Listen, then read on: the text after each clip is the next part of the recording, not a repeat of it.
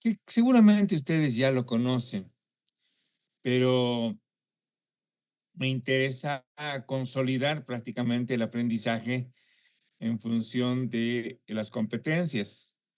Pero en las competencias, en la práctica, no nos da mucho tiempo debido a que estamos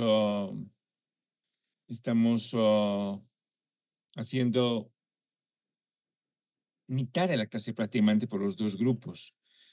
Y esta modalidad exige más práctica.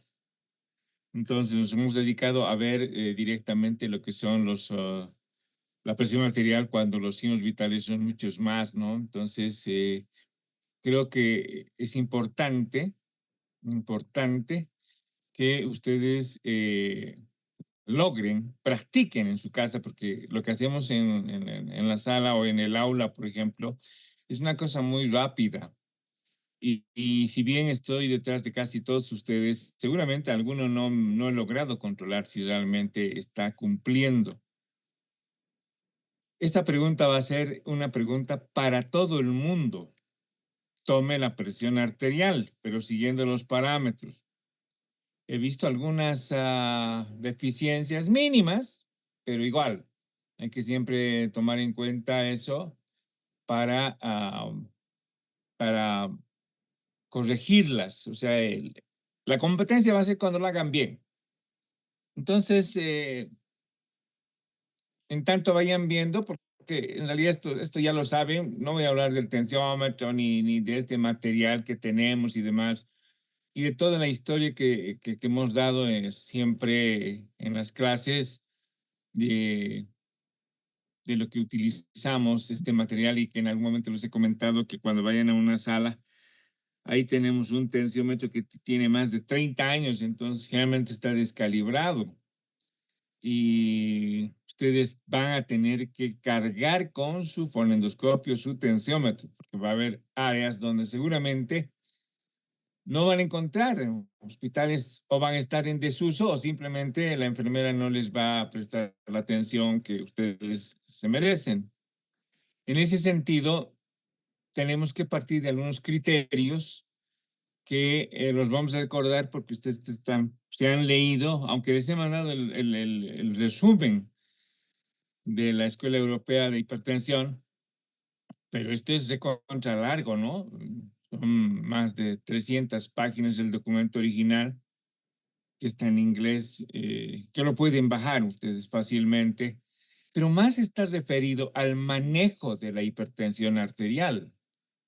Nosotros estamos aprendiendo a tomar la presión arterial, las técnicas de tomar la presión arterial, y la hipertensión lo vamos a dejar, solamente vamos a diagnosticar, obviamente, en qué momento es hipertensión y cuándo no es hipertensión.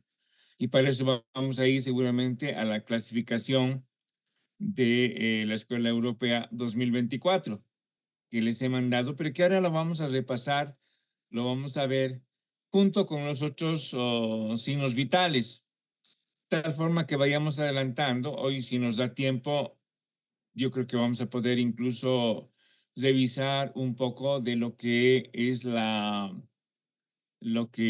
es el examen físico general. Entonces, ahí están los signos vitales, el pulso arterial, y el pulso arterial se define como la expulsión de la sangre del ventrículo izquierdo a través de la aorta y de ahí va a llegar a todo el organismo, ¿no?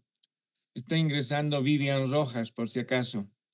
Entonces, va a ir a todo el sistema arterial y va a llegar hasta el capilar. Y del capilar va a pasar ya al sistema venoso. Entonces, el pulso arterial es la percepción de la onda, implica el reconocimiento del pulso. Y este reconocimiento, o esta percepción, tiene características, ¿no? Entonces, para ello, tenemos que tener una técnica que nos permita palpar, porque a veces palpamos de una manera inadecuada. No olviden que la técnica, todas las técnicas semiológicas, siempre dan comodidad tanto al paciente como al explorador. Ambos tienen que estar cómodos, sentirse cómodos. Entonces, a la hora de tomar el pulso, cualquiera fuera, el pulso periférico, primero tenemos que definir dónde voy a tomar pulso radial. Muy bien. Entonces, segundo, apoyar el extremidad o cemento sobre la superficie dura. Es decir, vamos a tomar la mano, el antebrazo y la mano y vamos a apoyar sobre la camilla, sobre la mesa de exploración, de tal forma que cuando nosotros palpemos la arteria, no se desplace este segmento. Y utilizamos para eso, ahí está el tercer punto, los tres dedos centrales. El índice, que es en los libros van a leer como segundo dedo, el medio como tercer dedo y el anular como cuarto dedo.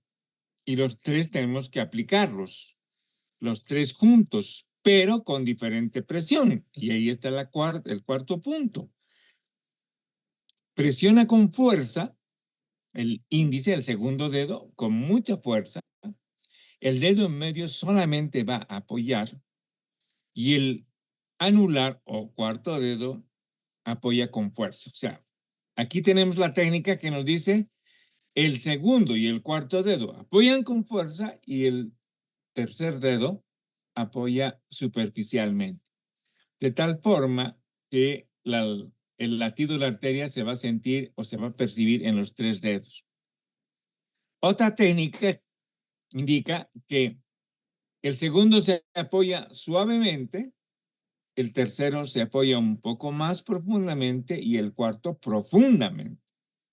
Entonces, este que es en realidad una técnica que creo que esta es una técnica que creo que la mayoría de nosotros aplicamos, es efectiva, porque si ustedes que están en este momento sentados se palpan en la radial y hacen esta técnica, seguramente van a sentir. Y ustedes tienen que ver cuál de estas dos técnicas les cae mejor, qué es lo que les resulta más fácil y dónde pueden percibir mejor el pulso. Ahora, depende mucho de muchos factores. Una de ellas, por ejemplo, será el estado nutricional o el índice de masa corporal. Un paciente delgado no va a tener problemas ustedes, van a palpar sin ningún inconveniente. Pero un paciente que tenga un celular subcutáneo un poco más aumentado o aquel que ya sea obeso, les va a traer problemas, ¿no? Porque está profunda el celular subcutáneo cubre prácticamente todo. No olviden que en un paciente obeso, la grasa corporal más o menos significa 5 centímetros de grosor.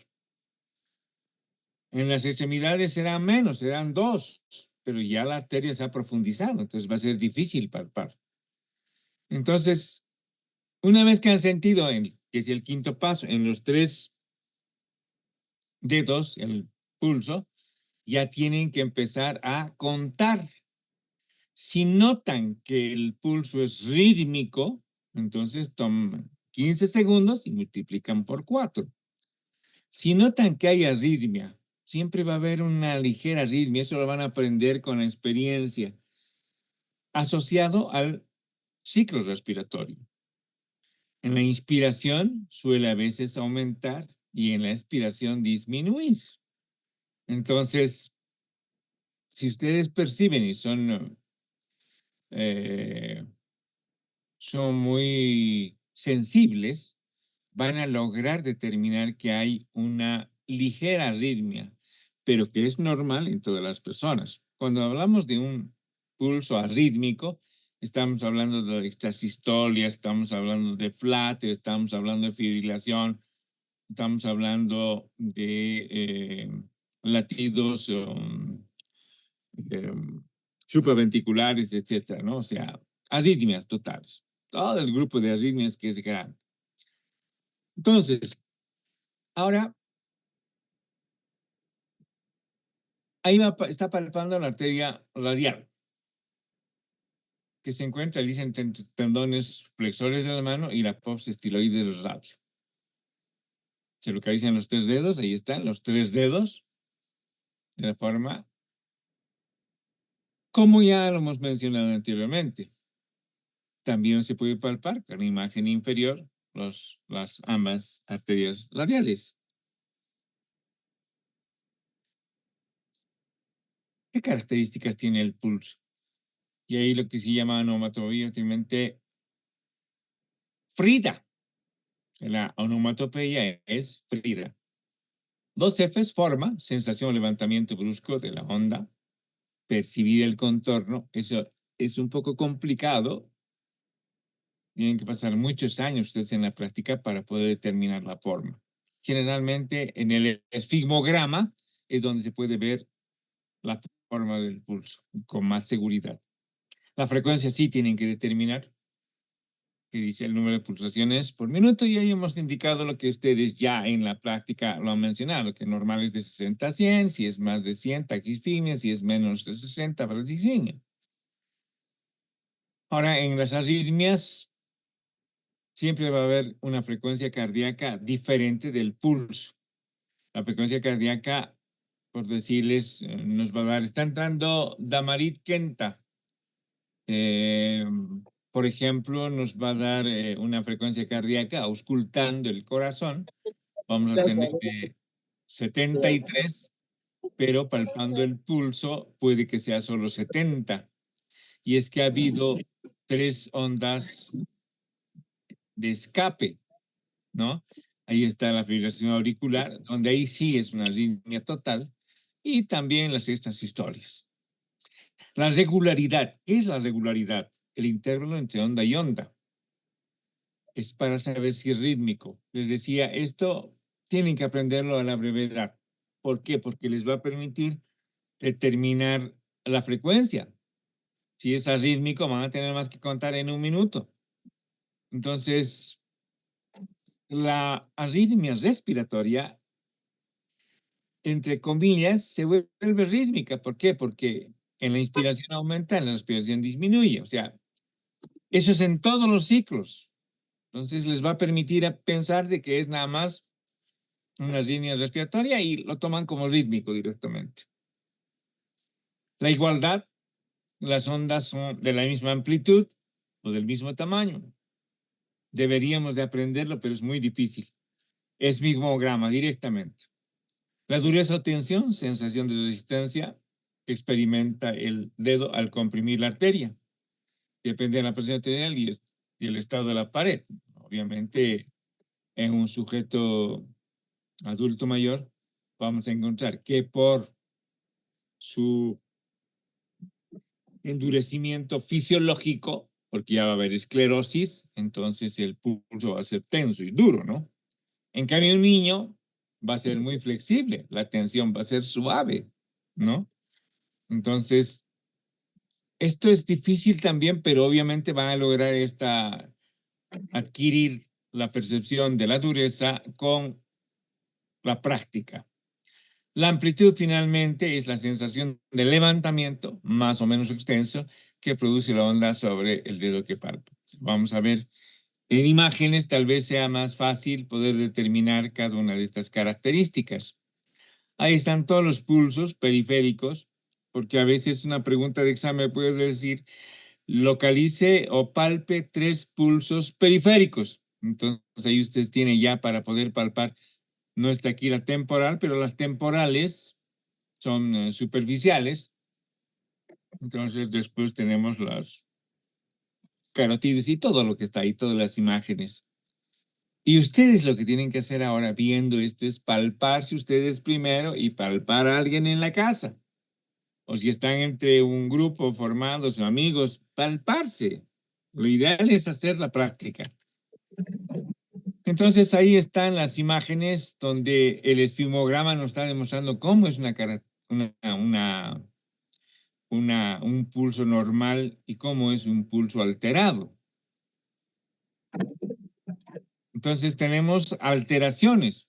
Esto ya es más teórico. Esto tienen que leerlo para el parcial. Seguramente el que les ha dado signos vitales les ha hablado del pulso ser, el tardus, del paradójico, del parvus y del amplio o lleno.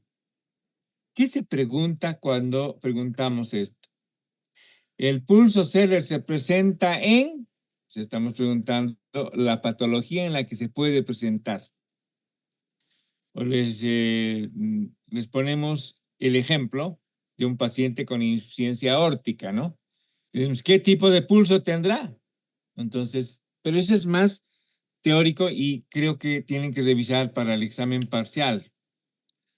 Entonces, lo mismo. Entonces, un pulso normal, que en la anterior figura estaba muy chiquita, que está más claro ya. Cuando es un amplio, cuando está un pulso saltón, o lo que se llama el pulso de Corringham, el pulso pequeño, o el parvus, y algunas otras alteraciones. Siempre se les va a preguntar, por si acaso, asociados a patología frecuente en nuestro medio. Aquellas patologías que son raras, no les vamos a preguntar, porque no está dentro de nuestro programa y no debemos hacerlo. La presión arterial, ahí lo hemos revisado muy bien. Ahí están los conceptos, porque hay que definir qué es presión y qué es tensión, porque al final confundimos, pero al final, en la práctica viene a ser lo mismo. La presión arterial es la fuerza de la sangre sobre las paredes arteriales, y esto se mide a través de catéteres. La tensión arterial es la fuerza de magnitud similar a la presión arterial, o sea, la fuerza de la sangre que ejerce sobre las paredes arteriales, que se opone en sentido contrario para evitar su exagerada distensión. O sea, en otras palabras, la tensión arterial es la presión que opone el vaso al paso de la sangre. Eso es en resumen. Y lo que medimos con el manguito neumático va a ser la tensión arterial, porque para la presión arterial legalmente tendrían que usar catéteres para determinar exactamente cuál es la presión. Entonces, nos hemos acostumbrado y no vamos a alterarlo. Hablamos de la presión arterial para medir la fuerza de resistencia arterial al contenido de sangre que pasa proveniente del ventrículo izquierdo. Ahora, utilizamos que es el más frecuente, el aneroide, que es el que lo manejamos todos, porque además es cómodo, es flexible, podemos llevarlo en un bolsillo, nos permite trasladarlo fácilmente. Pero no tiene un grado de exactitud tanto como este de columna de mercurio. Ahora, este es muy sensible, con una sensibilidad y una especificidad casi del 99.99%, o sea, es decir, varía casi nada, no varía mejor, pero el problema es que este tiene que estar o empotrado en una pared o apoyado en una mesa así. No puede manejarlo doblando y llevando a un otro lado. Ahí se descalibra. Y este otro, electrónico, resulta práctico, siempre y cuando que tenga las pilas cargadas, o mejor si tiene una pila recargable. Y mejor todavía si tiene un enchufe que se puede conectar a un enchufe de energía eléctrica, de corriente alterna. Entonces, ideal, porque este no va a fallar y además es fácil de utilizarlo.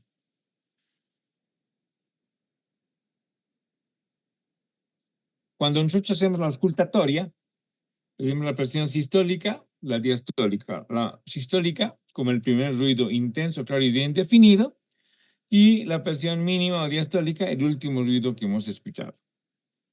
La presión diferencial del pulso es la presión sistólica menos la presión diastólica. Esto nos sirve mucho en casos de, por ejemplo, estenosis mitral. Cuando la presión diferencial es muy amplia, más de 50 o más de 70 milímetros de mercurio, vamos a encontrar fenómenos como el latido perceptible a simple vista. Podemos ver que la extremidad se mueve. Podemos encontrar también que vemos el pulso y estamos viendo que la arteria late intensamente. Entonces, debido a que ese paciente está con una diferencial muy alta. Y la presión arterial media, que a veces es necesario tomarla. ¿Por qué? Porque está entrando Juan Diego Quiroz Miranda. Perdón, doctor, estoy cambiando de dispositivo. Entonces, es importante cuando hablamos de la presión de perfusión, que se llama, ¿no? Entonces, cuando ustedes tengan un paciente en terapia intensiva, van a decir, ¿cuánta es la presión de perfusión? Entonces, directamente le están preguntando presión arterial media. Y ahí tienen la fórmula de la presión arterial media. ¿De acuerdo? Ahora, cuando vamos a tomar la presión arterial, debemos tomar en cuenta a estos factores, que seguramente van a leer en el consenso. Están los mismos, pero hay algunos más.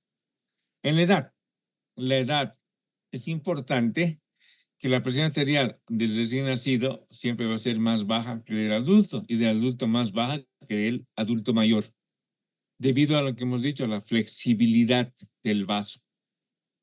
En los niños, más en un recién nacido, los vasos son totalmente flexibles, ¿no? En cambio, un adulto mayor ya no, ya hay rigidez, ya hay fibrosis y por lo tanto va a haber pulsos más altos. Es fácil encontrar en un adulto mayor una presión de 160, 100, 160, 90 como manifestación de una presión arterial normal. En este paciente de 160, 90, si le bajas un poco con diuréticos o antihipertensivos, va a tener ya síntomas, vamos a tener mareos, va a tener cefalea.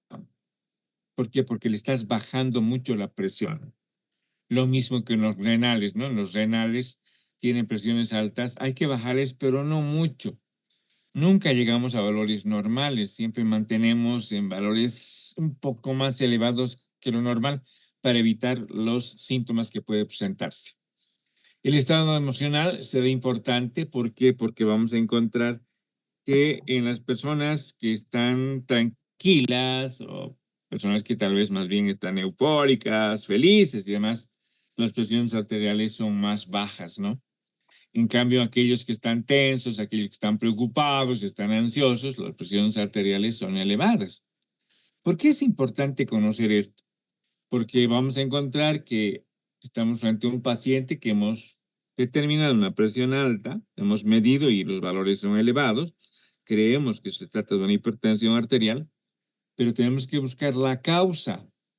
Y la causa en la anamnesis y a veces de solo mirar un paciente que está ansioso o una paciente que está conversando contigo y empieza a llorar, piensas que es emocional y que en este momento está cursando probablemente con una depresión o con un síndrome ansioso depresivo.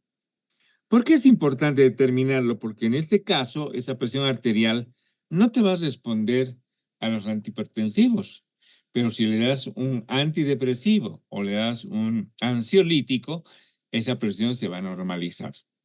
Entonces, es importante conocer el estado emocional a la hora de tomar la presión arterial.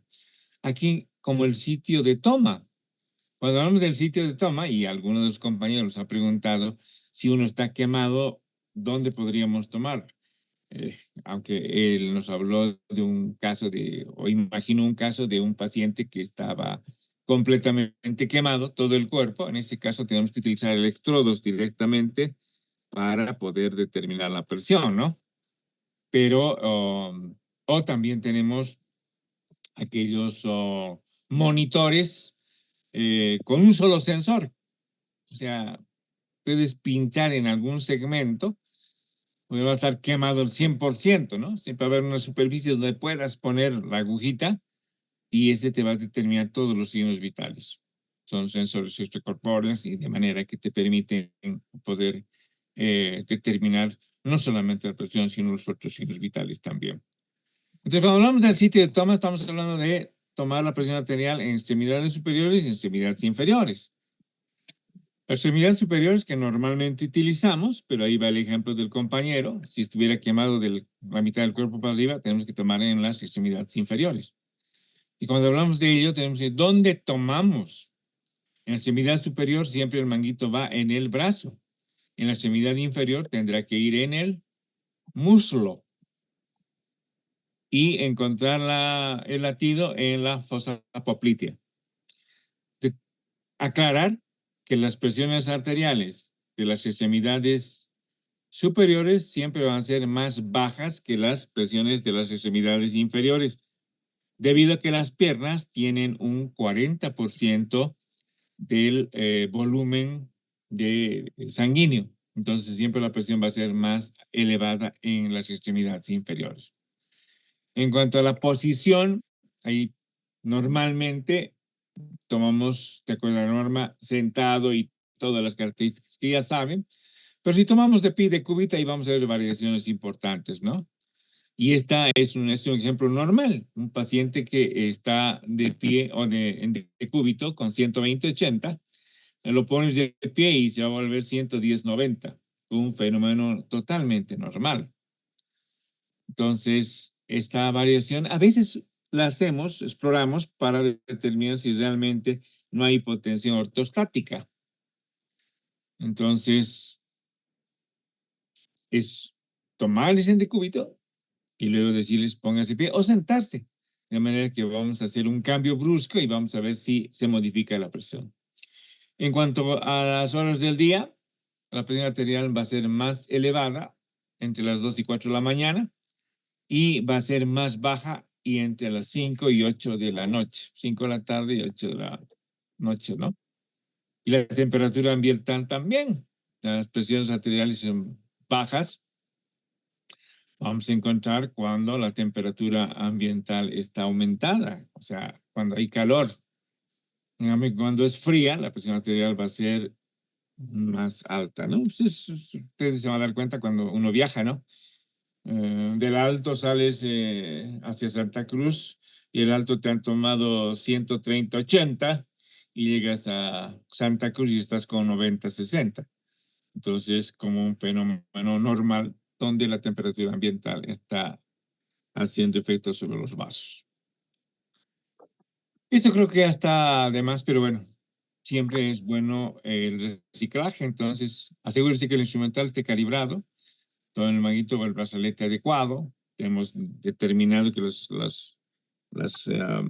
tamaños de los brazaletes varían con la edad.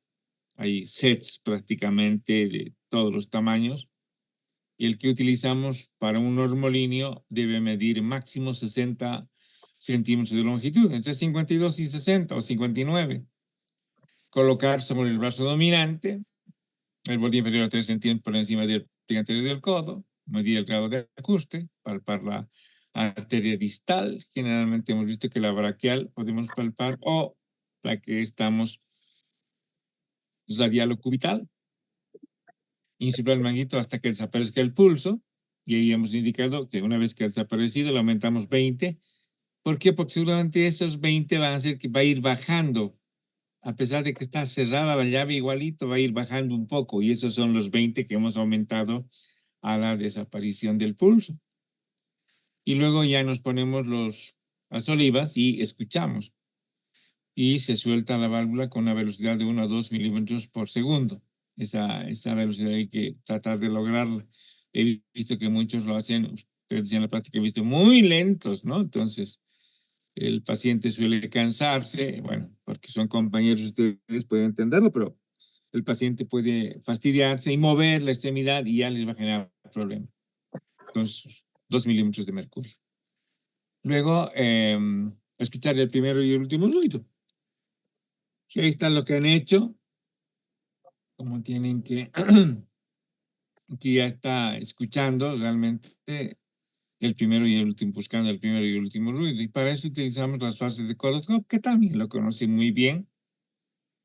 Pero digamos, es importante recalcar que de estas 5 fases, la primera fase es la presión sistólica y la última fase es la presión diastólica. Pero en algunos casos vamos a encontrar que el paciente tiene 120-80-0. O sea, tenemos 120/80/0. ¿Qué significa si fuera esa presión así? Significa que ese 0 significa que en 0 sigue latiendo. Tú has soltado todo, la aguja se ha bajado del manómetro y está en 0. pero tú con el fonendoscopio sigues escuchando el latido. Entonces, en este paciente ya no puedes ponerle el primero y último ruido, porque el primero ha sido 120, el último es 0, sigue latiendo. Ese paciente estaría en colapso, ¿no? Si es 0. Entonces, ahí tienes que considerar el cuarto, la cuarta fase de Korotkov. Y la cuarta fase es cuando decrece la intensidad, pero más que eso, cambia de tono. Si tú estabas escuchando el primero, el segundo y el tercero, o sea, las tres primeras fases, escuchabas un toc, toc, toc, toc intenso, en la cuarta fase vas a encontrar un tac, tac, tac, o sea, ha cambiado de toc a tac. Ese es el cambio de tono. Y es ese momento el que te está marcando la presión diastólica. Generalmente en pacientes con estenosis mitral o insuficiencia aórtica. Aquellos que tienen insuficiencia aórtica van a encontrar que estos tienen 120/80/0, que late a 0. Y en esos casos hay que determinar que la presión diastólica está en la cuarta fase. Está ingresando Caroline Quiroga Salazar. Fíjense en la hora y anoten. Entonces, tomar en cuenta esto, por favor, de las 5 fases, porque puedo preguntarles, darles el ejemplo que estoy poniendo, 120/80, interprete. Ahí ustedes me tienen que decir 120, el primer ruido, primera fase de Korotkov, 80, cuarta fase de Korotkov, cambio de tono, y 0, quinta fase. Ya llegaba hasta la quinta fase, sigue latiendo. Paciente con insuficiencia aórtica. Esta era la del séptimo consenso que hemos estado utilizando, y si se han fijado y comparamos con la que ahora estamos llevando, porque esta es la ya 24, vemos que es diferente, ¿no? Porque además aquí ya están entrando los términos de presión arterial en consulta, presión arterial, el AMPA, que es la automedición de la presión arterial. El propio paciente tiene su tensiómetro y se mide, generalmente electrónico, y el mapa, que es la monitorización ambulatoria de la presión arterial. Entonces, lo que está en azul es una presión arterial no normal, pero se llama presión arterial no elevada. Sáenz tu micrófono. Presión arterial no elevada. A nosotros nos interesa ya desde la presión arterial elevada, porque ahí estamos a un paso de la hipertensión. Y si se fijan, en la consulta, las presiones varían tanto en la presión arterial no elevada, en la presión arterial elevada y en la hipertensión. Nos vamos a ir a la columna del medio. Presión arterial en consulta. Presión sistólica entre 120 y 139 milímetros de mercurio. O diastólica entre 80 y 89, 70 y 89. Si comparamos con la hipertensión en la consulta, estamos hablando de más, igual o más de 140, más o igual de 90. En la presión que el paciente se mide, el autocontrol que decimos, tenemos ese micrófono, por favor, Sharon.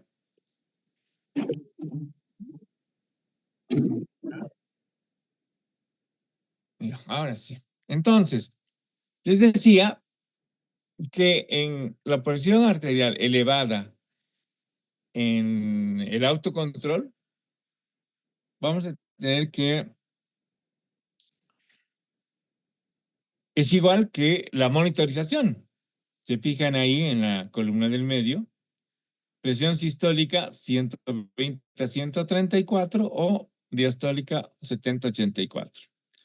Y en la monitorización, presión sistólica 120, 134 y diastólica 70/84. Entonces, hasta ahí estamos hablando de presión arterial elevada. Pero vamos a hablar de hipertensión en cuando el paciente diga, yo me he tomado y mi presión sistólica es 136, pues igual no más de 135, ya, 136 está más. Y mi diastólico está en 86, más de 85. Lo mismo va a pasar con la monitorización, los mismos valores. ¿Qué quiere decir eso en realidad? Que lo que estamos queriendo diferenciar con el autocontrol y con el mapa, queremos controlar lo que se llama la hipertensión de la bata blanca.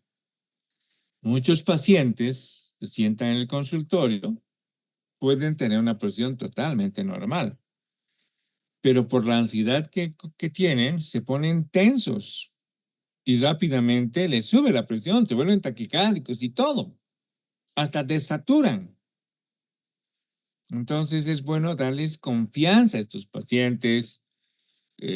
Por mucho que notes que ese paciente ha elevado su presión, se ha vuelto taquicárdico en la consulta, si los valores tensionales no son muy altos, tranquilízalo y aunque miéntele, dile todo normal. Perfecto, está muy bien. Nos vemos en una semana y a ver un nuevo control, veremos cómo va. Ese paciente con seguridad en la segunda consulta que viene, que puede ser al tercer día o a la semana, va a tener las presiones totalmente normales. Solo ha sido que ha estado tenso y asustado, como que a cualquiera le pasa, ¿no? Cuando eh, hablan mucho de diabetes, que el vecino ve tiene diabetes, y por ahí tienes a una tía diabética o un abuelo diabético y demás. Te pones a veces tenso, ¿no? Y te dice, te tomamos la glucemia. Ya te has puesto tenso. Has dicho, tengo familiares, tengo amigos, y estoy tomando harta Coca-Cola. Ay, no debe estar elevado. Ya te has puesto tenso. Has liberado cortisol. Y el cortisol es una hormona contrarreguladora de la insulina. ¿Qué quiere decir? Que liberas cortisol, baja la insulina, por lo tanto sube el azúcar. Y con seguridad vas a tener valores elevados, mayores a 126. Y ya te pueden decir, hay una hiperglucemia que hay que empezar a estudiar. ¿Qué está pasando? Y nada más es reactiva a tu estado emocional. Entonces, en la presión arterial sucede exactamente lo mismo. Entonces, la medición de la presión arterial en consulta tiene estos 8 pasos que seguir, que los hemos hecho, ¿no? Hemos dicho medir la presión arterial. Siempre es bueno aconsejar que 5 minutos esté sentado, de manera que se relaje, porque por ahí este paciente llegó corriendo a la consulta, tentando Sharon sus Riveros Espinosa.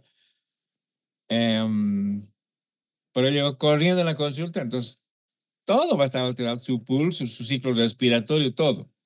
Entonces hay que dejarlo 5 minutos. Por eso es la sala de espera. La sala de espera no es un capricho del médico ni de la enfermera. Es para que el paciente se relaje. Le quede 10, 15 minutos y después ya ingrese a la consulta. Entonces, cuando decimos segundo, usar un dispositivo validado, nada más significa que tienen que tener el aparato que esté calibrado. Tercero, colocar el manito a nivel del corazón, a la altura del corazón. En todo caso, cuando hemos dicho levante con una almohadilla o con algo, es para que el manguito esté a la altura del corazón. El manguito o el brazalete, que también se llama, ¿no? Cuarto, medir la presión 3 veces, dice, ¿no?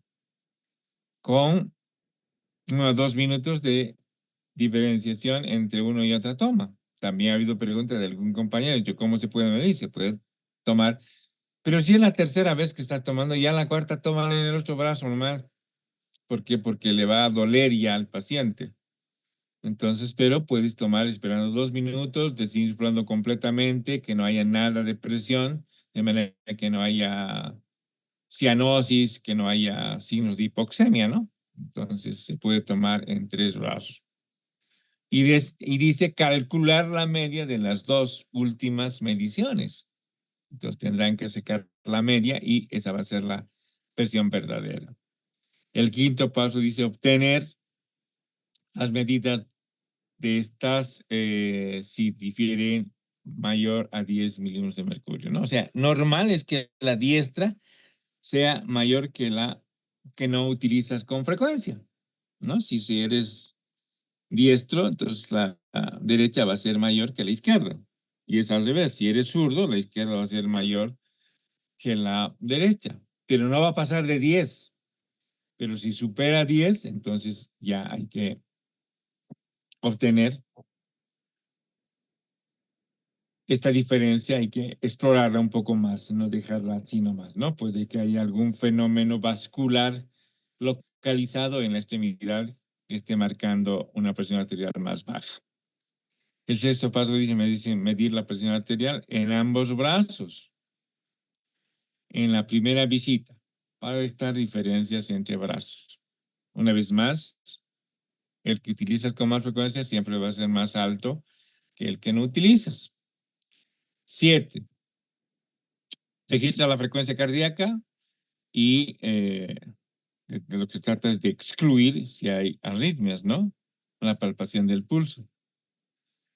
Y finalmente, el estudio para hipertensión ortostática. Entonces, en la primera visita, estamos haciendo, estamos tomándole la presión de pie. Siempre y cuando aparezcan síntomas, va a haber hipotensión ortostática. Estamos hablando de cefalea y mareos, o tal vez hasta vértigo puede haber, ¿no? O a veces el paciente dice, me está oscureciendo la vista. Es un signo o un síntoma de hipotensión ortostática. Entonces, esto sí que tomar, que ya lo hemos hecho en la práctica y ya sabemos. Pasamos rápidamente ahora a la temperatura. La temperatura nada más es el grado de calor de un cuerpo, de cualquiera. Tú estás en este momento en tu escritorio, tocas, está frío, entonces ese cuerpo está frío. En cambio, la temperatura corporal, grado de calor del cuerpo humano. Y ahí están las diferenciaciones, normal entre 36,5 y 37,2. Y lo que les explicaba a ustedes. Entonces, varían. ¿Qué se llama si tengo 36,1? ¿Será hipotermia? No, porque la hipotermia es debajo de 35. Entonces, en 35 y 36,4, ¿qué es? ¿Qué tengo? Entonces, siempre vamos a considerar como una hipotensión normal o una temperatura normal baja. Este término se utiliza. Tienes una temperatura normal baja. Entonces, hasta 37,2 la oral. Los sitios de toma, orificios naturales, oral, nasal, conducto auditivo externo, vaginal y rectal. La temperatura varía en las 24 horas. Va a ser más alta entre las 5 y 8 y más baja entre las 4 y 6 de la mañana. Coincide con la presión arterial, ¿no?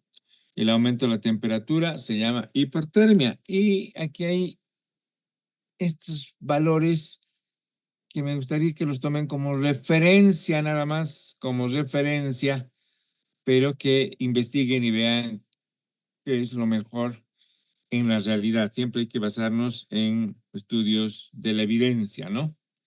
Que sean estudios grandes que nos puedan determinar, pero en condiciones similares a nuestro país. Es decir, nosotros que estamos en La Paz, estamos aproximadamente a 3,600 metros, entonces que los valores sean determinados en ciudades que tengan la misma altura, porque si vemos los libros, la mayoría están escritos en países que están casi a nivel del mar o en nivel del mar, y por lo tanto las temperaturas varían, porque hemos visto que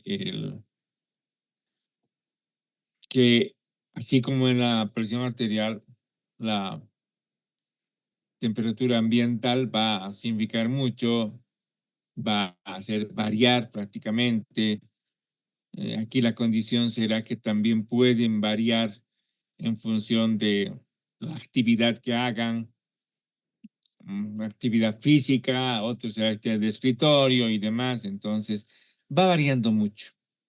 De todas maneras, estas presiones o estos valores de temperatura hay que tomarlos en cuenta a la hora de explorar a un paciente, ¿no?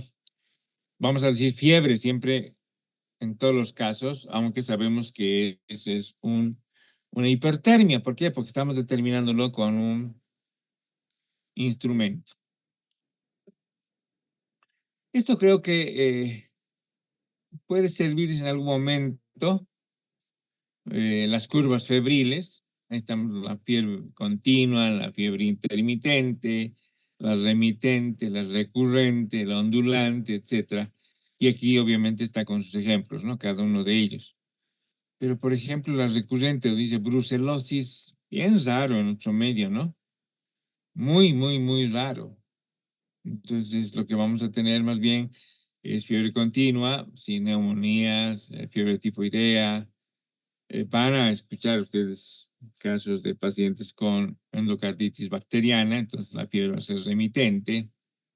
Van a encontrar la intermitente, tenemos mucha malaria, entonces ahí se llama, se presenta en la mañana, se presenta en la tarde, y a veces se llama terciana, cuartana o quintana, dependiendo de si se presenta al cuarto, al quinto o al tercer día, ¿no?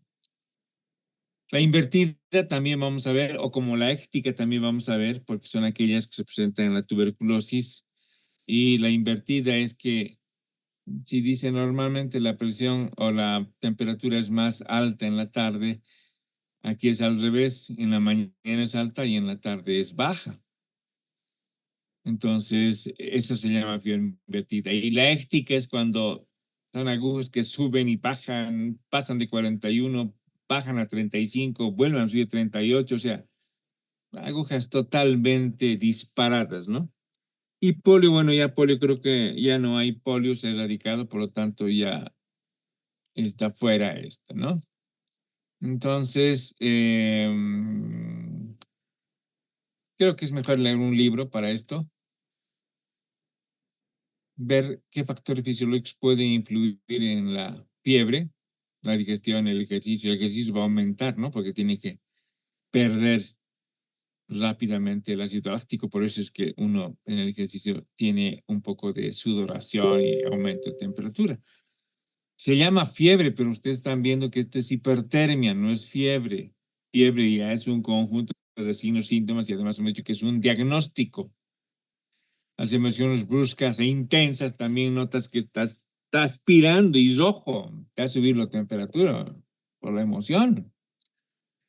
En cambio, en el ciclo menstrual vas a encontrar que la, hay sensación de frío más bien. En el embarazo hay aumento de calor, en el parto aumento de calor y en la vejez hay disminución del calor.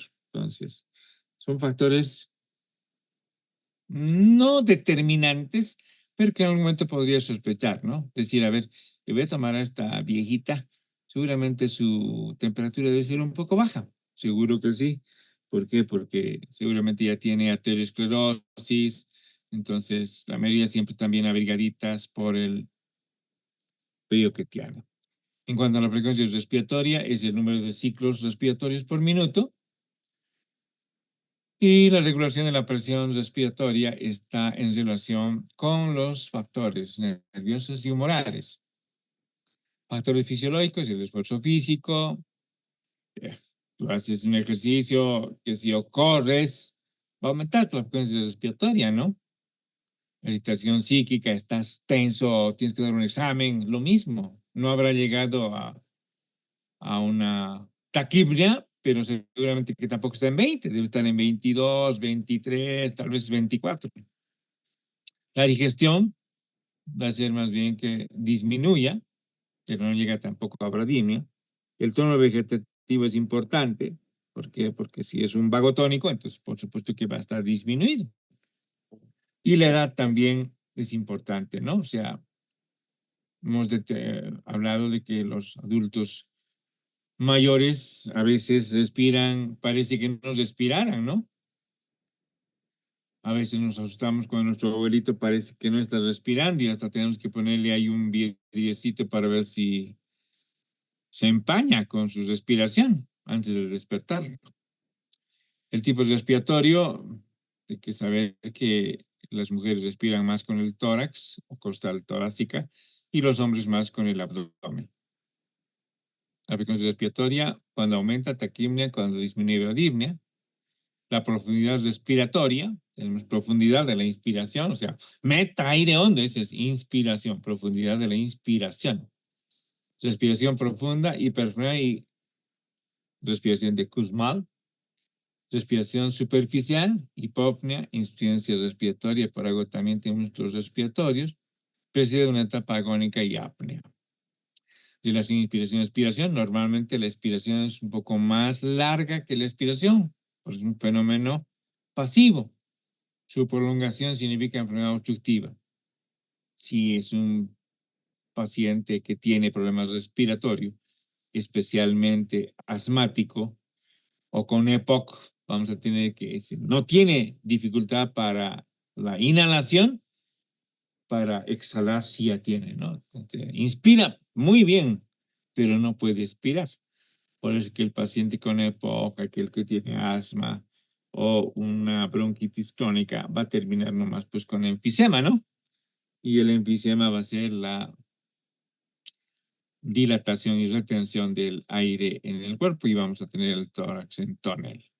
El ritmo respiratorio, respiración Cheyne-Stokes, ciclópnea, respiración de Kussmaul, respiración de Biot, que seguramente en los segmentos correspondientes vamos a revisarlos. Y esto como un corolario nada más para decir que al nacer tenemos 44 ciclos por minuto, a los 5 años 26, de 15 a 20, 20, de 20 a 25, 18 y de 25 hasta 50, no 40 hasta 50, 16 y más de 40 a 18. Pero cuando llega así a 70 ya baja a 12, ¿no? Entonces, ahora tenemos tiempo, vamos a seguir revisando y después vamos a entrar a una ronda de preguntas si es que están de acuerdo. Pero será bueno revisar lo que es la oximetría de pulso. Esta aquí ya la hemos hecho el 23. Y la oximetría de pulso, entonces,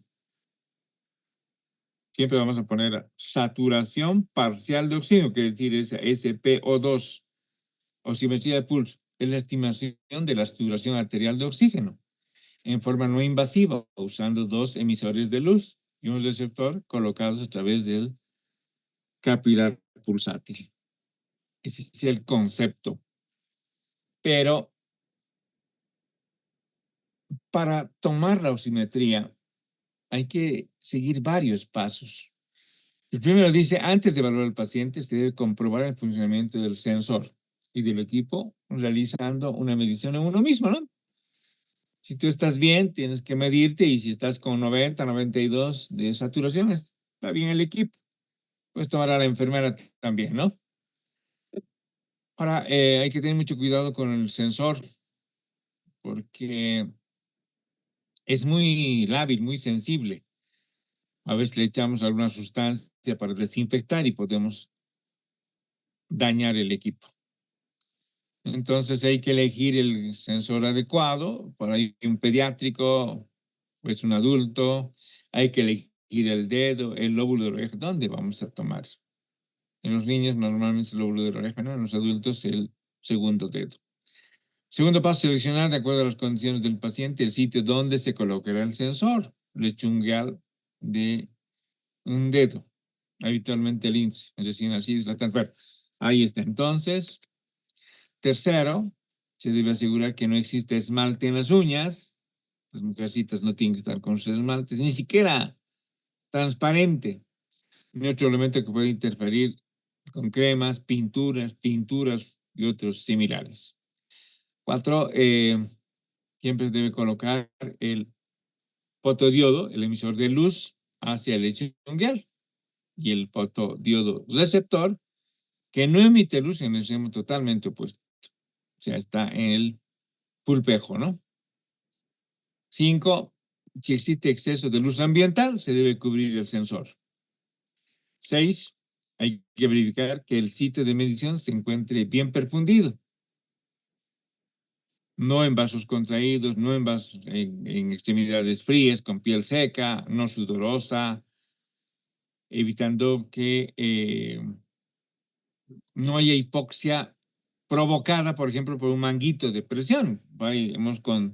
Hemos insuflado, entonces están colapsados los vasos por el manguito. Entonces, si le pones el oxímetro, pues va a estar saturando 20, 10 o 0. ¿Por qué? Porque no hay circulación, ¿no? Hay que tomar en cuenta eso entonces. Séptimo, se deben evitar artefactos de movimiento, tratando que el paciente esté lo más tranquilo posible durante la medición, ya sea en posición sentada en el cubito. Este es un conflicto, ¿no? Porque cuando nosotros estamos trasladando en una ambulancia a un paciente, no hay posibilidad de que no haya movimiento, ¿no? A veces los movimientos son bruscos, pero igual. Realmente no falla, pero bueno, hay que tomar en cuenta esas recomendaciones que están haciendo. Octavo, un sensor, una vez colocado el sensor, se debe evaluar en la pantalla del equipo la estabilidad de la curva pletismográfica o de la señal luminosa, verificando que ésta sea constante en intensidad y en el ritmo. Vamos a ver enseguida la figura. Cuando existe disparidad entre valores de la oximetría y el estado clínico del paciente, por ejemplo, la oximetría te dice tiene 70 y el paciente está súper bien, o al revés, el paciente lo nota cianótico, disneico y resulta que te está marcando 90 de saturación. O finalmente no logras una buena señal, resulta que pones, no hay curva, es una línea nomás, y finalmente no te emite cuánto de saturación existe, entonces hay que ver si el sensor está bien, hay que cambiar otro sensor, ver, o entrará en el punto 2 que hemos indicado que puede haber una hipoxia, puede haber un paciente que tenga enfermedad vascular y demás, y por lo tanto no te va a servir porque no va a marcar. En estos casos tenemos que utilizar ya monitores no invasivos con catéteres para que nos determine realmente dónde estamos, ¿no? De todos modos, hay que tratar de lograr conocer cuál es la saturación de una u otra forma. Entonces, ahí está la pletismografía, que antes se tomaba en un aparato muy grande, ¿no? O sea, en este aparato. Este es un aparato donde se tomaba, porque cuando hablamos de oximetría, estamos hablando de pletismografía. Todo este equipo grande con computadora, con un aparato que medía cuánto inhalas, cuánto exhalas y demás, incluso con la nariz tapada con un gancho, como están viendo ahí en el paciente. Todo se ha reducido a un equipo chiquito ahora, ¿no? Que llevamos en el bolsillo. 9, realizar la lectura de la saturación y la frecuencia cardíaca. Tiene que haber relación. El informe escrito de los resultados, bueno, hacemos 11. Se recomienda usar las precauciones universales para manipulación de sensores. Eso se refiere a no utilizar cualquier elemento para limpiar. Hay algunos que pueden dañar el sensor. Precauciones al momento de interpretar. Se debe considerar la existencia de situaciones y condiciones donde la oximetría de pulso puede dar información errónea. No se recomienda su uso en estas condiciones. Valores de saturación menores a 80% no tienen buena correlación con mediciones de la cooximetría, por lo que se recomienda corroborar estos valores con mediciones de saturación a través de la gasometría arterial. Si nuestra discrepancia es muy grande, tanto clínica como que en la oximetría, es mejor directamente la gasometría arterial. Eso nos va a dar la verdadera relación de la hemoglobina, ¿ya? Alteraciones de la hemoglobina, justo ahora. Entonces, cuando hay alteraciones de la hemoglobina, seguramente que no sirve la saturación por oximetría de pulso. Por ejemplo, puede haber el caso de inhalación de monóxido de carbono. Conduce a altos niveles de carboxihemoglobina, lo cual tiene un coeficiente de absorción de luz similar a la oximetría. En esta condición, el oxímetro de pulso sobreestima.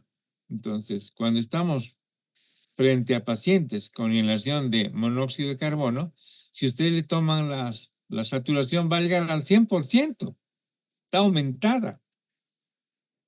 En pacientes con sospecha de altos niveles de metahemoglobina, que también tiene un coeficiente de absorción de luz similar a la oxihemoglobina, los símbolos de pulso sobreestima el valor.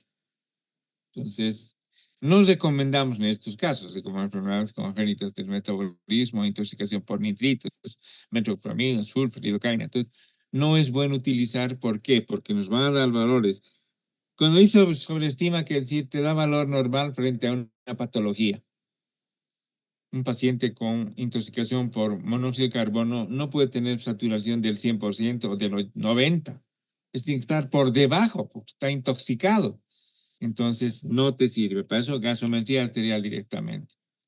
Las tinturas pigmentos, el azul de metileno, absorbe la luz disminuyendo el valor de medidas. Entonces, no se ha demostrado que la ictericia afecte la precisión de la saturación. Baja perfusión, cualquier causa de baja perfusión, por ejemplo, hipotermia, hipovolemia, enfermedad vascular periférica, shock. Entonces, también te va a dar valores anormales o valores no relacionados con la clínica. La anemia habitualmente no interfiere, salvo que la hemoglobina sea menor a 5. Cuando es mayor a 5 gramos, que es una anemia ya de tercer grado, puede servirte. Pero si es menos a 5, ya no sirve. Luego, pulsación venosa. Un aumento de las pulsaciones venosas secundaria, insuficiencia cardíaca derecha, insuficiencia tricuspidea, aumenta la presión por torniquete o manguito de presión sobre el sitio del sensor de oxímetro, interfiere con las mediciones y conduce a la medición de valores de saturación falsamente bajos. Entonces, estas recomendaciones hay que tomar. O sea, a veces tomamos muy a la rápida y creemos que esos valores pueden sernos útiles y sabemos que no nos van a servir. Esto para los casos clínicos que tenemos que revisar hoy y el viernes. Estamos hablando de el examen físico general. El examen físico general es actitud, biotipo, facies, examen psicoelemental, lenguaje, estado emocional, piel, mucosa, signos vitales. Nosotros ya hemos hecho signos vitales y nos queda la actitud. ¿Qué es la actitud? También es la posición, actitud o posición que asume el paciente. Y la actitud puede ser en bipedestación, cuando está de pie, o la actitud de decúbito. Generalmente en las salas de hospital vemos todos en decúbito, ¿no? Pero en consultorio podemos ver bipedestación y ahí vamos a ver más enfermedades de Parkinson, hemiplegia, paraplegia, teoría de Sydenham, las ataxias. O sea, ¿en qué posición están cada uno de ellos? Vamos a ver con las imágenes. La actitud de decúbito puede ser activa, pasiva, activa, indiferente y obligada. A ver, veamos. Cuando ahí está la hemiplegia, en la enfermedad de Parkinson, es un paciente, por ejemplo, que está apoyado con una base de sustentación un poco más amplia, mirando al piso para ver si no se cae, con las extremidades flexionadas y en algún momento con la mano en cuentamonedas. Esta es la actitud del paciente con Parkinson.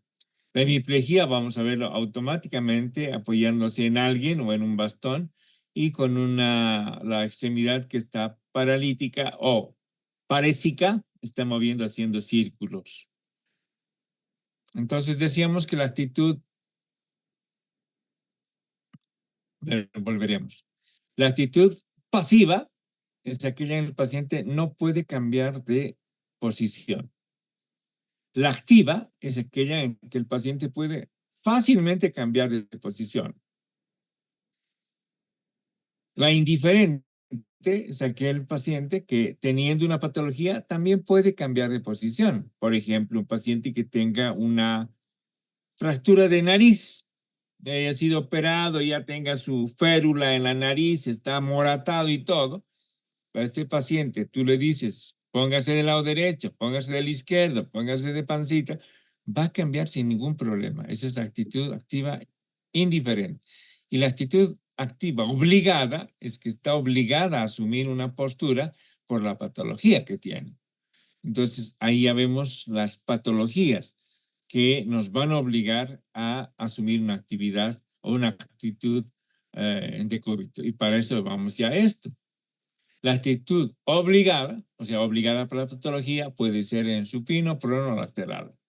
Ahí está en decúbito dorsal, ventral y lateral.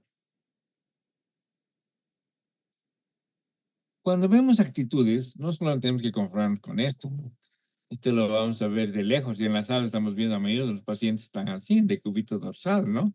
Algunos estarán incluso en semi-Fowler o Trendelenburg, etcétera, pero en realidad tenemos que imaginarnos qué patologías obligan al paciente a asumir una determinada actitud.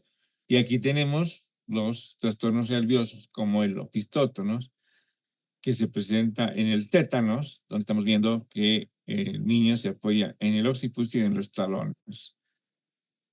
Esta niña que no tiene más de 3 años, seguramente si ustedes se sientan sobre este abdomen que está incurvado hacia arriba, no van a poder doblar, porque está contracturado todo el sistema muscular de la parte posterior.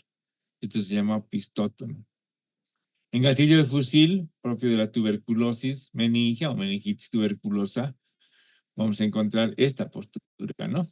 Vamos a encontrar que los pies, no es buena la imagen, pero los pies están flexionados sobre las piernas flexionadas sobre los muslos flexionados sobre el abdomen, extremidad superior flexionada sobre el tórax y la cabeza está hiper extendida, mirando con lo que se llama la mirada conjugada, los ojos mirando al techo. Esto se presenta entonces en el gatillo fusil en la meningitis tuberculosa. Hay patologías cardiovasculares que nos van a obligar a asumir una postura. La ortopnea, no olviden, ortos significa recto, name, respirar. Ortopnea significa estar sentado para respirar. Y todos los pacientes que tienen insuficiencia cardíaca generalmente asumen la ortopnea. En cambio, la plegaria maometana, que están viendo aquí, se presenta en pacientes que tienen pericarditis aguda constrictiva. Pericarditis aguda constrictiva.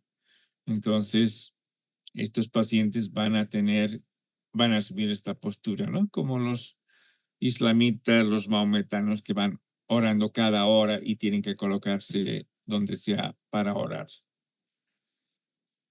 Esta posición de cuclillas en las patología de Fallot, por ejemplo, fíjense, es un gráfico donde han dibujado una imagen que es una niña cianótica total, una cianosis total, posición en cuclillas. La ortopnea, ahí está un paciente sentado para respirar. La Trendelenburg, donde la sensibilidad superior está elevada, es entre 20 a 30 grados. Eso es para aumentar el flujo vascular de este paciente. Ustedes cuando tienen en la calle, ven un accidente y resulta que alguien ha perdido el conocimiento, la gente lo que hace es sentarlo y pasarle unas torunditas de alcohol sobre la nariz, cuando tiene que hacer todo lo contrario. Hay que dejarlo ahí y levantarle las piernas, porque este paciente se ha desmayado con seguridad por hipoxia. Entonces, si tú le levantas las piernas, hay un 40% de volumen que va a llegar al ventrículo derecho y de ahí al pulmón y por lo tanto va a oxigenar rápidamente y este paciente va a reaccionar. Trendelenburg. Hay algunas posiciones antiálgicas que uno asume para aliviar el dolor. Anti-contra, algo es dolor, contra el dolor. Como esta postura, ella se está tomando ahí para determinar cuando vemos este tipo de imágenes o nuestro paciente se presenta con las palmas dirigidas a las fosas lumbares, el dolor con seguridad es por contractura muscular. Si el paciente señala con el dedo gordo en la fosa lumbar y el resto de la palma está hacia adelante, hay que pensar que esa actitud está asumiendo por un problema renal. Otra vez, cuando la palma apoya en fosa lumbar, problema muscular. Si el dedo gordo está señalando la fosa lumbar y el resto de la mano está apoyada hacia la cadera adelante, problema renal. O sea, de mirar ya tenemos que decir, tiene problemas lumbar. No, es una lumbalgia extrarrenal. Y muchas otras actitudes que vamos a encontrar, ¿no? El biotipo parece utilizar una clasificación grande, y estas 17 o 18 clasificaciones, pero digamos la más utilizada siempre va a ser la de Sheldon, cuando decimos longilíneo, normolíneo, brevilíneo. Pero también el de Sigao, decimos respiratorio, muscular, digestivo. O el de Mills, hiposténico, esténico y hiperesténico. De todas maneras, aquí tenemos todo lo que es un normolíneo, un normal. Todo es normal aquí. Aquí está un delgado y aquí está un grueso, un obeso.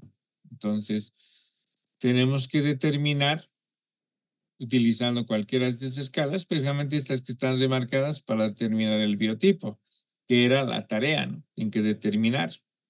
Y para eso utilizamos estas características. Cabeza. Todo esto no vamos a leer porque esto es normal, porque dice normal, simétrico, medio, simétrico, normal. Todo es normal. Un brevilíneo, Sancho Panza. Un longilíneo, Don Quijote. Entonces, flaco y obeso. El brevilíneo es braquicefálico. Tiene el cuello corto y grueso. El tórax ancho. El diafragma está alto. Los espacios intercostales son estrechos. El corazón está horizontalizado. Parece cardiomegalia, pues signo de interrogación. Cardiomegalia, no, está horizontalizado nomás el corazón. El abdomen es globoso, el hígado es grande, el estómago es grande, las extremidades son cortas, el segmento ABC, el A va desde la horquilla esternal al apéndice sifoides, el B del apéndice sifoides al ombligo y el ombligo y el C del ombligo hasta la sínfisis púbica. El primero es A, el segundo es B, el segundo es C. Entonces, en los brevilíneos, el que predomina es el segmento B, es decir, el que va del apéndice sifoides al ombligo, es decir, el mayor. El ángulo de Sharpe, 90 grados, o también llama el ángulo esternal, es el ángulo epigástrico también, en donde el punto está en el apéndice sifoides y las ramas están en los arcos costales, son el reborde costal. Entonces, en estos gorditos va a ser menor a 90 grados. ¿Qué enfermedades pueden tener? Muchas, ¿no? Obesidad fundamentalmente, diabetes, hipertensión y todo ello. Y su carácter va a ser alegre. En cambio, los longilíneos, los largos, tienen cabeza dólico-cefálica. Quiere decir, tienen una cabeza más larga que ancha. El cuello es largo y delgado. El tórax es alargado y plano. El diafragma es bajo.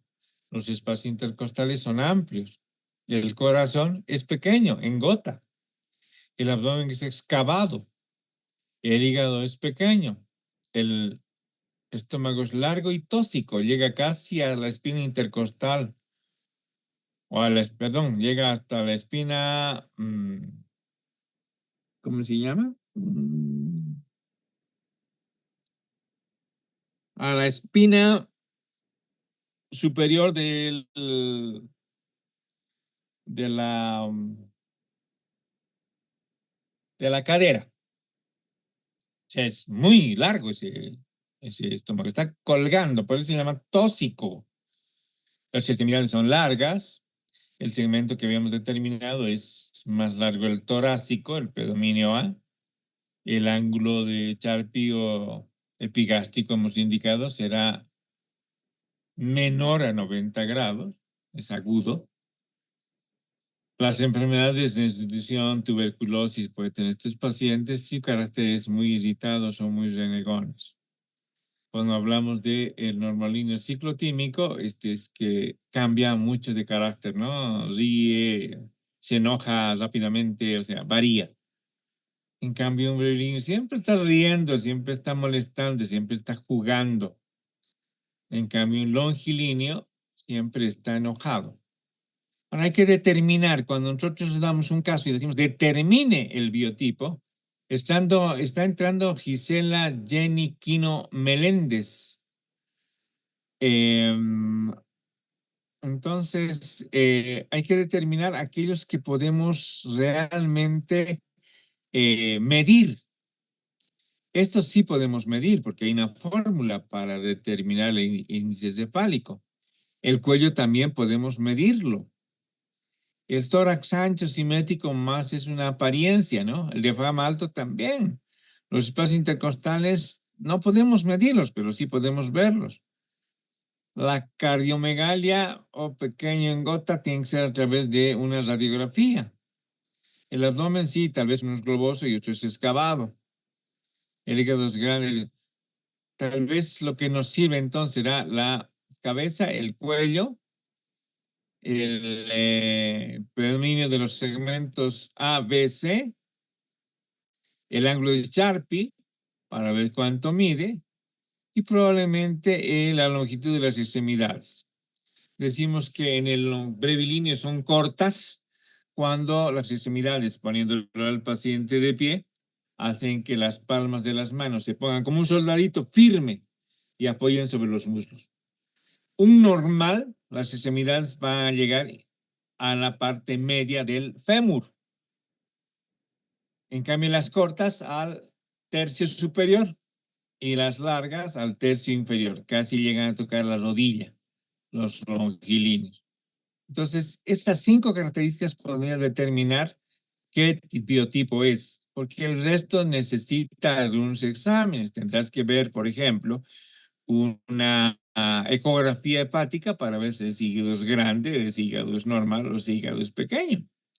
Lo mismo para el estómago, una radiografía o tal vez una endoscopía, y que ya te trae problemas, ¿no? Porque estamos en un examen físico general empezando. Terminamos con las facies. ¿Qué son las facies? El conjunto de rasgos expresivos, coloración de la piel y configuración de la cara. ¿Qué cosa denotan estas características de rasgos? Salud, enfermedad y estado de ánimo. Salud, si es que hay simetría y armonía. Entonces, si a usted se los ve con todos los rasgos de la cara armónicos y simétricos, están en buen estado de salud. En cambio, si hay una simetría de alguna forma, entonces puede que haya enfermedad. Y finalmente, el estado de ánimo. La simetría siempre va a ser la simetría bilateral, ¿no? O sea, cuando te enojas, de por sí tus comisuras están bajas, aparecen los pliegues verticales de la frente, o sea, uno mira, pero la simetría es bilateral.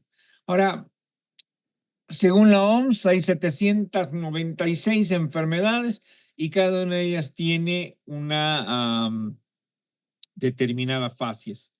Pero a nosotros nos interesan las más frecuentes, ¿no? Entonces, clasificamos en compuesta cuando vemos una simetría o una simetría general. Todo está compuesto aquí, todo es simétrico. En cambio, aquí está descompuesta porque aquí hay asimetría, ¿no? La cara, la mitad de la cara derecha de la izquierda son totalmente diferentes. Uno tiene que aprender a determinarlos mirando. Facies descompuesta. La más frecuente es la facies dolorosa, ¿no? ¿Qué es la más frecuente? Se presentan procesos de dolores profundos y viscerales. Flexión de la cabeza. La mayoría de los pacientes tienen flexión de la cabeza, comisuras descendidas. Pliegan el entrecejo y la frente, o sea, están contraídos, quiere decir, y expresión de angustia.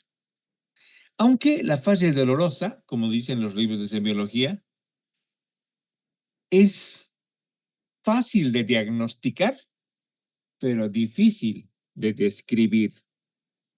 De ahí que alguna vez tu mamá te dice, te está doliendo algo. Y tú le dices, no, te está doliendo.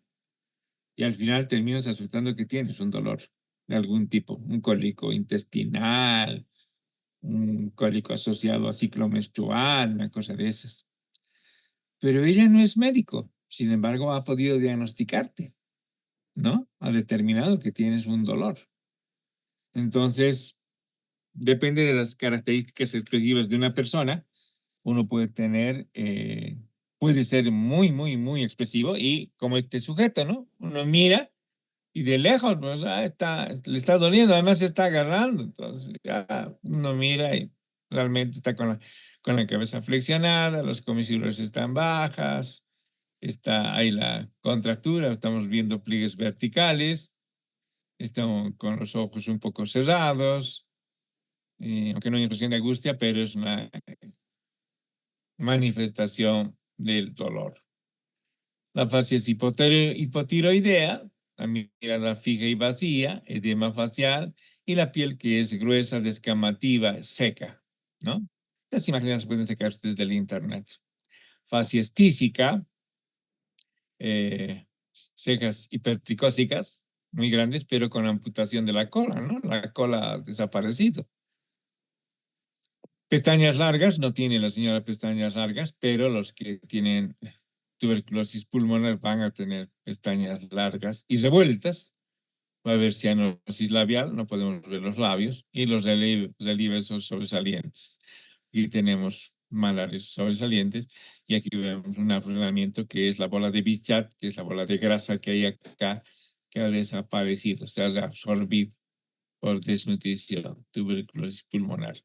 Ahora, esta imagen también pareciera, aunque hay pliegues, pero esta imagen pareciera en boca de pescado, que se llama, se presenta en los pacientes que tienen esclerosis o esclerodermia, ¿no?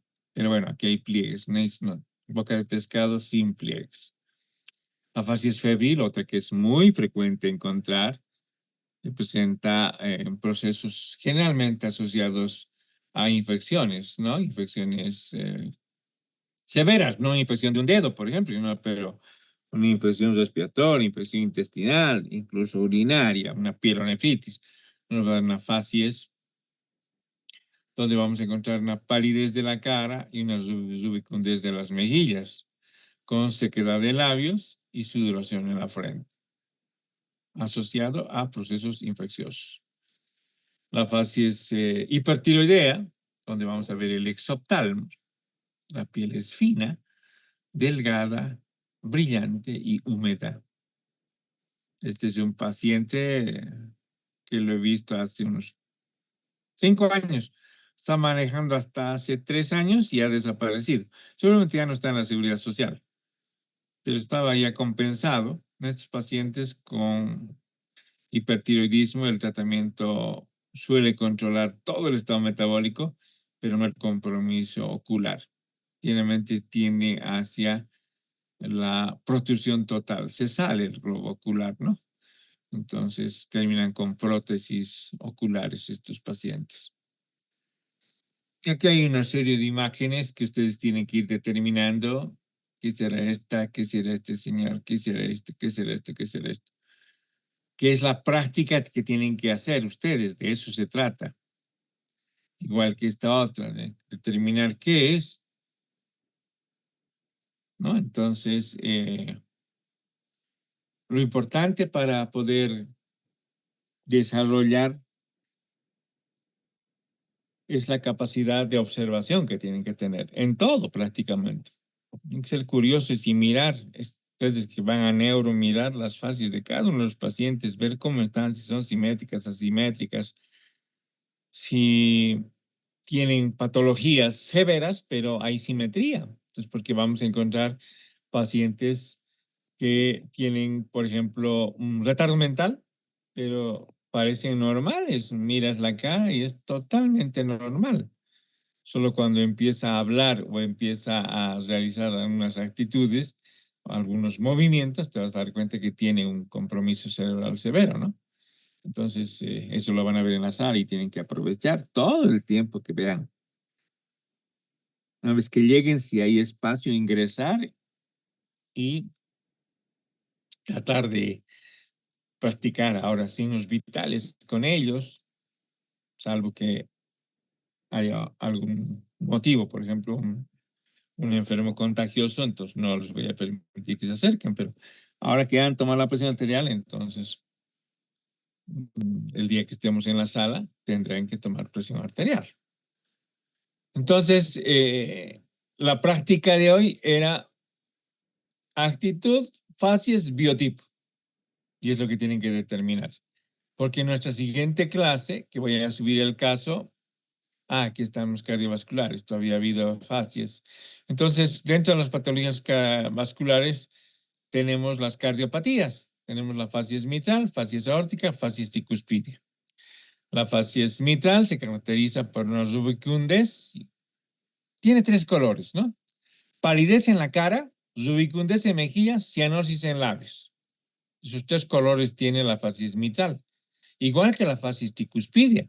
Tiene palidez en la cara, cianosis en mejillas y escleróticas, o cianosis en labios, ictericia en las escleróticas y ictericia también en las mejillas.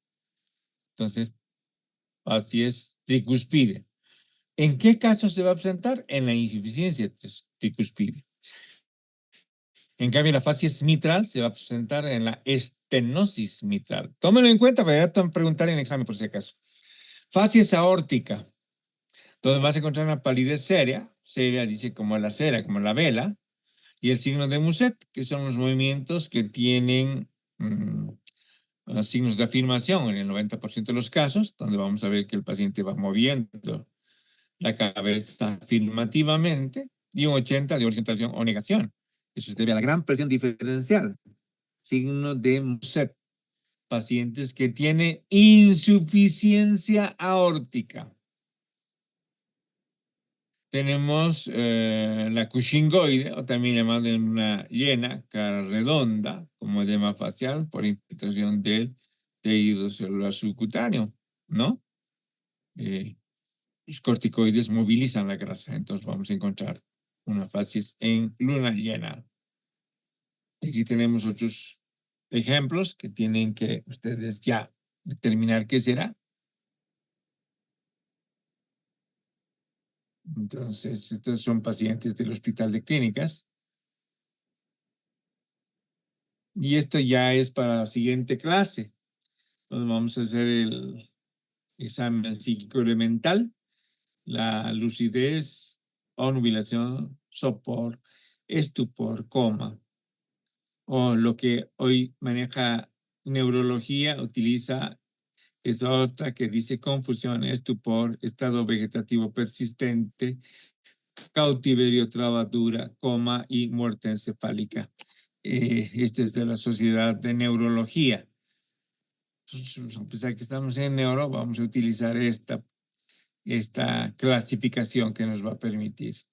La memoria es reciente, remota. La memoria es reciente, siempre asociado a algo que le interesa al paciente. Ustedes, por ejemplo, todas las asignaturas que están llevando les interesa y están captando, entonces memorizan. Remota, seguramente se acordarán del segundo año, cómo les ha ido en parasitología o otras asignaturas, o en primer año, anatomía o en colegio, ¿no? Remota antes. Yo he sido bachiller de tal colegio y un colegio bueno, tenía buenos profesores. Esa es la memoria remota, ¿no? Entonces, importante siempre hacer preguntas al paciente asociadas a su estado sociocultural. Como les decía, cuando dices, ¿qué edad tiene? Puede que no tenga idea de su edad y le dices, ¿cuándo has nacido? Peor todavía, ¿no? Porque no le interesa al paciente. Pero si le preguntas algo de su pueblo, algo de las fiestas que hay, de los santos y demás, seguramente se va a acordar muy bien, ¿no? En cuanto a la orientación, hay que preguntar orientación, espacio, tiempo y persona. El espacio es el lugar. Preguntar siempre, ¿conoce usted este lugar? Entonces el paciente que está orientado dirá, sí, este es un hospital, basta que diga eso está orientado.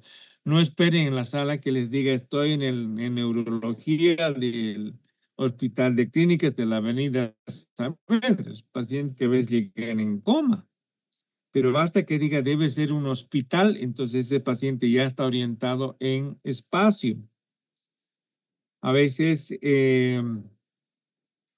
pueden decirnos, oh, ¿conoce usted este lugar? Y puede decir el paciente, no, no conozco. Entonces la segunda pregunta será, ¿pero qué será esto? ¿Qué le parece que sea esto? Y la respuesta correcta será, esto me parece que es un hospital. Veo médicos, veo otras enfermas, veo enfermeras. Debe ser un hospital. Ese paciente también está muy bien orientado. No tiene problemas de desorientación. Solo será que en la sala un paciente les diga, sí, esto es el estadio. Hay mucha gente y demás, como alucinando, ¿no? Entonces ahí sí está desorientado en espacio. Ahora, para el espacio y para el tiempo siempre es importante que haya un sitio, una ventana, una puerta que permite el ingreso de la luz natural. Porque para el tiempo, por ejemplo, la primera pregunta, señor, ¿será de día o será de noche? El paciente dirá, es de día. ¿Será en la mañana o será en la tarde? Debe ser en la mañana. ¿Qué hora cree que será? La tercera pregunta. El paciente dirá, debe ser las 9:30. Entonces está ubicado, ¿no? Si dice 10, también está muy bien orientado en tiempo. Entonces, pero es importante que haya un lugar por donde puede ingresar la luz natural. En personas siempre vamos a utilizar a una tercera cuando preguntemos, puede ser un familiar, por ejemplo, y decirle, ¿usted qué es? Soy la hija. Muy bien. Señora, preguntarle, señora, ¿esta señora quién es? Ah, es mi hijita, dirá. Si está bien orientada en persona, va a decir, es mi hija. Si está desorientada, si no la conozco. Y la familiar dirá, mamá, soy yo. No, yo no tengo hijas. Entonces, más desorientada todavía, ¿no? Entonces, es importante siempre tomar en cuenta. Pero pónganse que no hubiera un familiar, entonces agarramos al enfermero, a la enfermera o a algún compañero, le decimos, ¿conoce a esta persona? Y el paciente puede decir, no, no conozco. ¿Pero qué será? Entonces dirá, debe ser médico porque está con mandil. Debe ser enfermera porque estoy viendo que está con su uniforme de enfermera. Ah, entonces está orientada en persona. Entonces es la forma de explorar el lenguaje. El lenguaje es una forma de comunicación y que puede ser oral, escrito o mímico. Oral a través de la palabra, escrito a través de la lectura y mímico a través de movimientos. Entonces, cuando exploramos, a veces el lenguaje lo pasamos por alto, porque cuando le decimos buenos días, nos dice buenos días, doctor. ¿Cómo se siente? Muy bien, doctor, no tengo ningún problema, he amanecido muy bien, ya no me duele nada. Entonces, ya no tienes que explorar el lenguaje, el paciente está hablando perfectamente. Hay coherencia, hay buen tono, hay buen ritmo de las palabras. Ya no, salvo que notes que está tartamudeando, que tiene verbigracia o que tiene palabras, por ejemplo, mm, soeces, palabras que a veces solamente son todas malas palabras. Entonces, en ese caso sí tendrás que explorar para ver realmente qué está pasando, ¿no? Cuando uno habla de lenguaje, tiene que acordarse de todo esto porque todas las áreas intervienen, pero tal vez la clave siempre va a ser el lóbulo temporal, porque ahí se va a localizar todo el centro del lenguaje. Entonces, el lenguaje oral, ahí está, puede haber un trastorno tanto del lenguaje como de la alteración de la voz. De la alteración, las disfonías, ¿no? Disfonía áfona, ronca, bitonal. Por inflamación o compromiso de las cuerdas vocales. Y trastornos del lenguaje, ya vamos a tener las disfemias, dislalias, dislogias, y dentro de las dislogias la ecolalia, el agramatismo, neologismo, amaneramiento, paragramatismo, todo lo que están viendo ahí. Las disartrias y las afasias. Las afasias resultan ser lo más complicado que existe, ¿no? Porque es pérdida de lenguaje. El estado de nutrición nos permite saber si este paciente tiene un peso con masa corporal normal y esta es la fórmula. Índice de masa corporal, peso sobre talla al cuadrado. Con esto determinamos prácticamente si nuestro paciente está normal, está con sobrepeso o está con obesidad de primero, segundo o tercer grado, aunque no nos indica es la desnutrición, ¿no?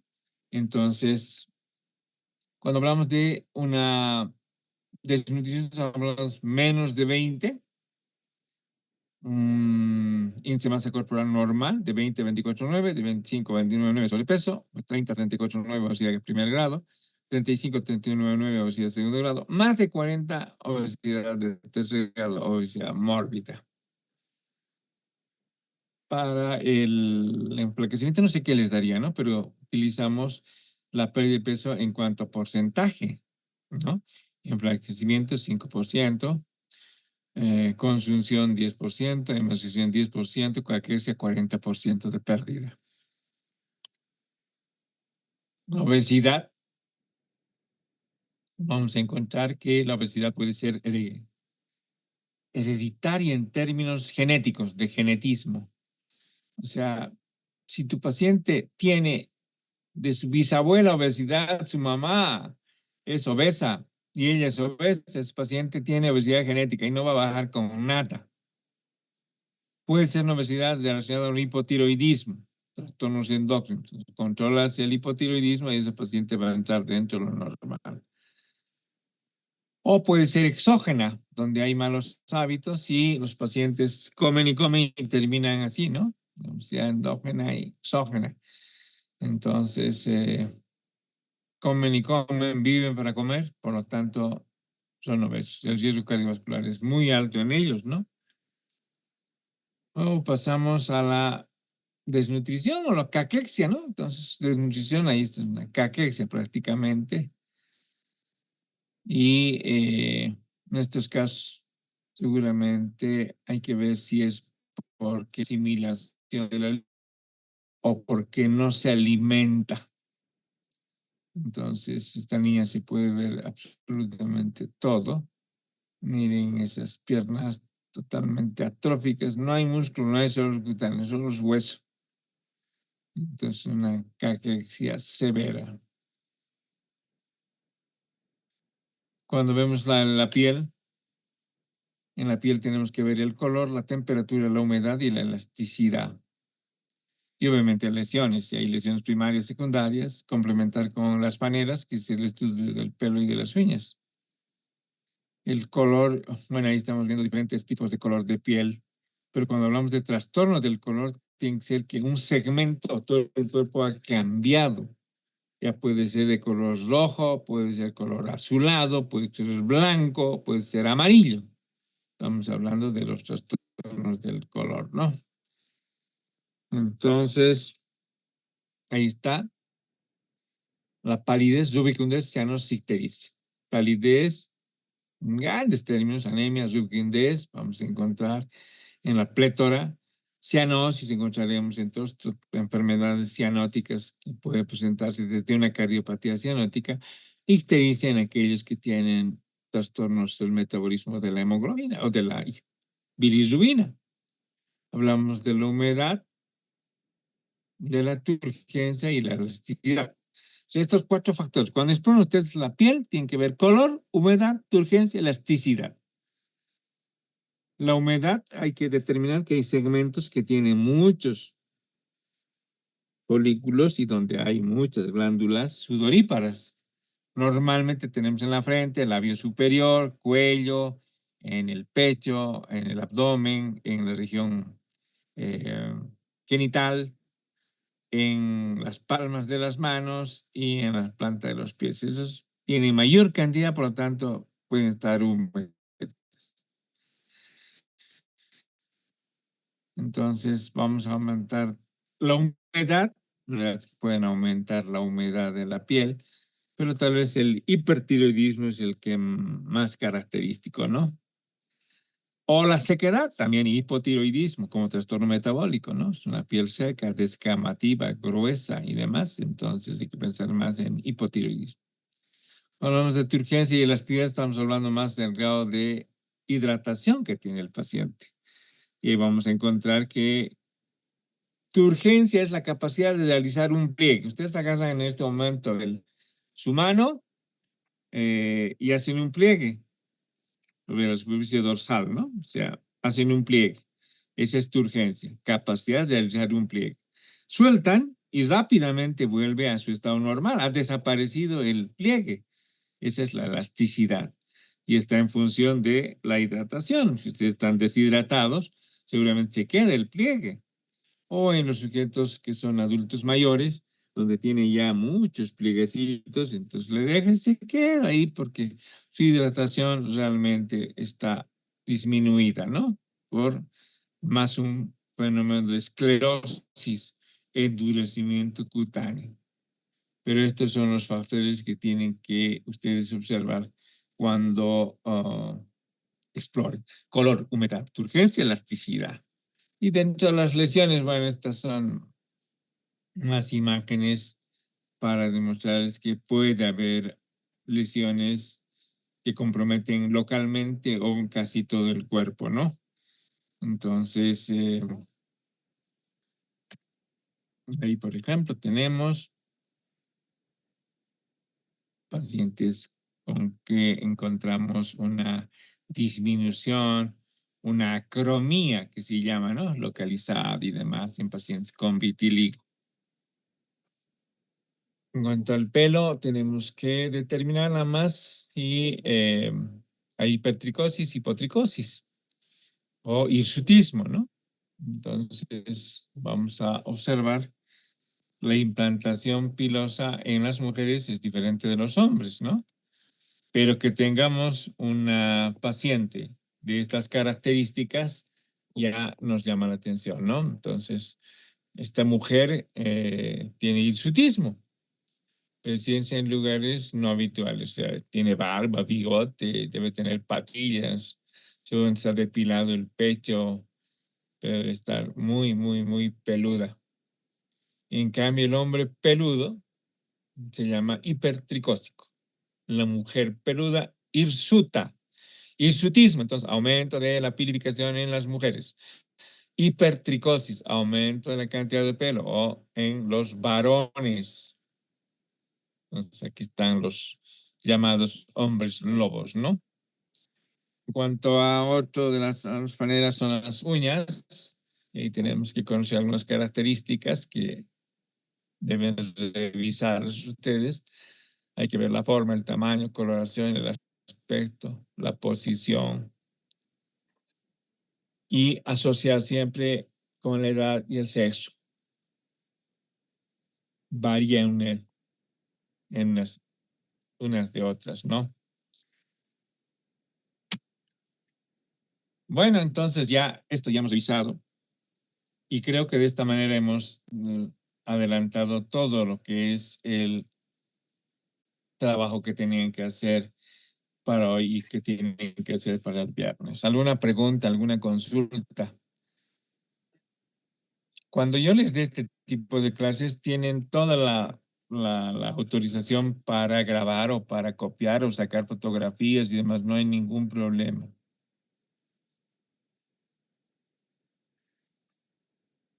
Entonces, si no hay preguntas, quedaremos en vernos el día viernes.